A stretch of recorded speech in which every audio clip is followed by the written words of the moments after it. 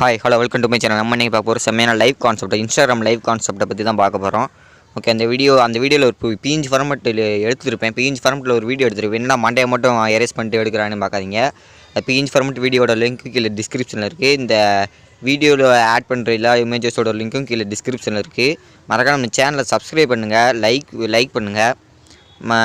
முடிஞ்சால் உங்கள் ஃப்ரெண்ட்ஸுக்கு நல்லா ஷேர் பண்ணி விடுங்க. அப்படின்னா தான் நான் இப்போ தான் புதுசாக யூடியூப் ஆரம்பிச்சிருக்கேன். முடிஞ்சளவு உங்கள் ஃப்ரெண்ட்ஸுக்கு ஷேர் பண்ணி விடுங்க. ஓகே, வாங்க இன்றைக்கான வீடியோக்குள்ளே போகலாம்.